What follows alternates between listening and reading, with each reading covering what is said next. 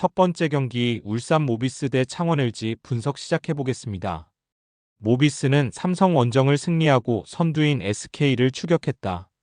언해피 이슈 이후 출전 시간이 늘어난 쇼롱이 골밑에서 상대 매치업을 폭격하며 야투 성공률 82%로 19점을 기록했고 이우석이 3점포 5개 포함해 기록지를 빼곡 채웠다.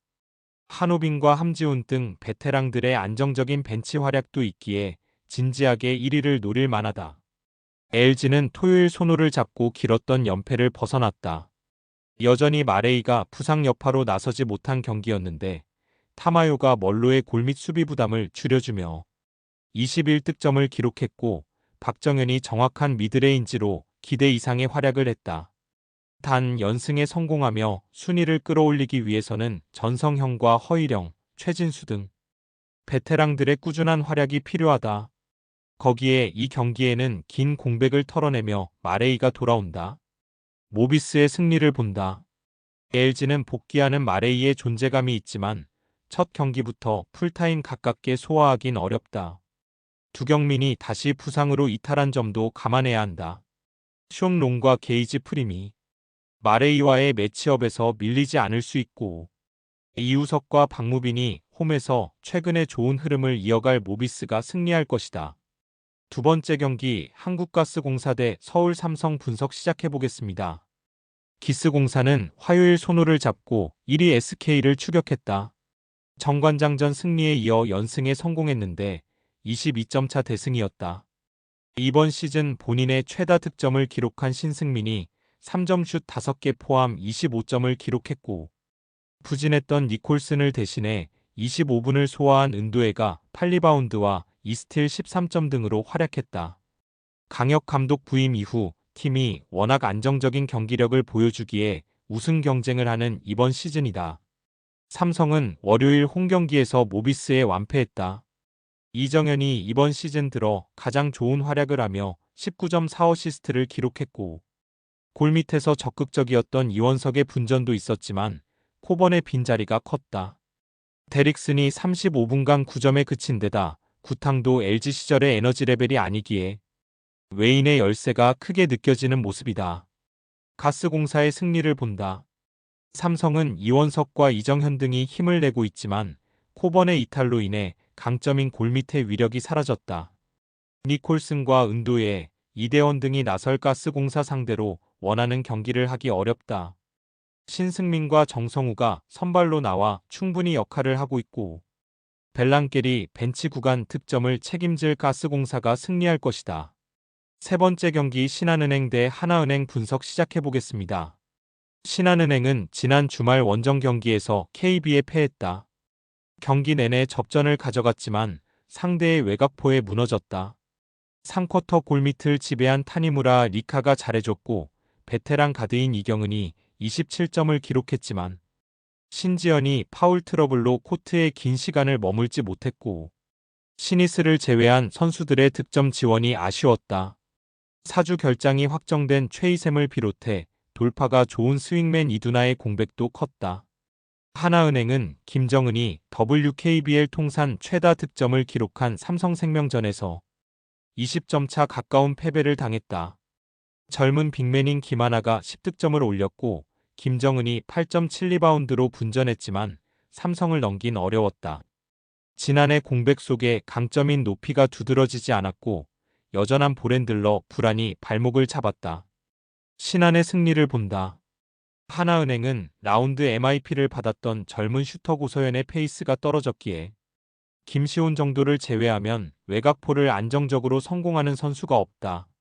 37세의 나이에 커리어 하이인 27점을 기록한 이경은을 비롯해 신지영과 김지영 등이 안정적으로 공격 작업을 세팅할 수 있고 리카가 양인영에게 밀리지 않을 신한이 승리할 것이다.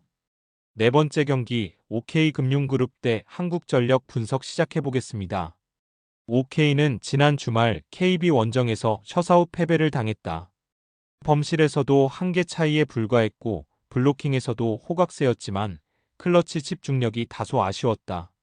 크리스와 차지완이 나란히 15점을 기록했고 장빙롱이 모처럼 높은 성공률로 공격에 힘을 실었지만 송이채의 부진이 아쉬웠다. 한전은 지난 토요일 홈경기에서 우리카드를 잡으며 길었던 연패를 벗어났다. 매 세트 접전을 펼쳤는데 20점 이후 경기 집중력이 매우 좋았다. 신영석은 서브 득점 2점 외에도 강력한 서브로 상대 리시브 라인을 흔들며 경기의 분위기를 팀에 제공했고, 전진선이 중요한 블로킹을 연거푸 성공하며 승리를 이끌었다. 루키 윤하준의 게임 체인저 역할도 좋았다. 단 새롭게 영입될 것으로 보인 웨인 아포짓이 메디컬 테스트를 통과하지 못하며 여전히 웨인 공격수 없이 경기에 나서야 한다. OK의 승리를 본다. 한전은 구교역과 윤하준 등 팀이 기대하는 젊은 선수들이 오픈과 중앙 파이프 등으로 팀에 힘이 되고 있다. 그러나 장빙롱이 컨디션을 끌어올렸고, 크리스가 큰 공격을 담당하는 OK 상대로 화력에서 밀릴 수 있다. 박원빈이 중앙에서 신영석 상대로 높이로 선전할 수 있는 OK가 연패를 당하지 않을 것이다. 다섯 번째 경기 흥국생명 대 IBK기업은행 분석 시작해보겠습니다. 흥국생명은 지난 주말 원정 경기에서 상승세의 페퍼를 셧아웃시키며 리그 선두를 굳게 지켰다.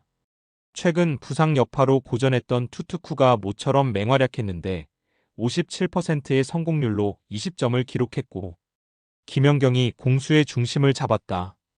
이번 시즌 가장 성장한 정윤주의 지원도 있기에 개막 이후 전승 행진 중이다. 기업은행은 지난주 토요일 홈경기에서 정관장에 패하며 연승이 끝났다. 현대건설과 치열한 2위 경쟁 중이고 홈이었기에 연승을 이어가려 했지만 모든 부분에서 상대에 밀렸다. 공격 성공률은 25%에 불과했고 블로킹 득점도 2점에 불과했다. 그러나 한 경기 부진으로 그들의 초반 기세가 쉽게 꺾이진 않을 것이다. 빅토리아와 육서영 등 언제든 큰 공격을 책임질 선수들이 있고 후위 수비는 리그 최고다. 기업은행의 승리를 본다. 리그 개막 이후 전승을 달리는 흥국생명의 기세가 대단한 건 사실이다. 그러나 정관장의 완패한 이후 상대보다 하루를 더 휴식하며 정비를 마쳤을 기업은행이 이변을 노릴 만하다. 기업은행은 이주아와 빅토리아, 황민경 등 까다로운 서브를 구사하는 선수들이 많기에 흥국 수비를 흔들 수 있고 빅토리아가 투투쿠와의 웨인 에이스 대결에서 우위를 점할 것이다. 스포츠 당첨에 제일 중요한 건 조합입니다. 각 팀 분석을 잘한다고 하여도 조합을 못할 경우 큰 배당을 가져가지 못하는 거 다들 아실 겁니다. 그리고 유튜브에 조합을 올려드릴 수 있지만 좀 더 자세한 정보들과 배당 흐름 및 각종 이슈 등 경기 전까지 어떻게 될지 모르니 조합을 빠르게 유튜브에 올려드릴 수 없는 점 양해 부탁드립니다. 조합 신청은 아래 고정 댓글 링크로 조합 신청 말 걸어주세요. 금전 요구 및 멤버십 가입 조건 일체 없습니다. 좋은 건 서로 나눠 갑시다.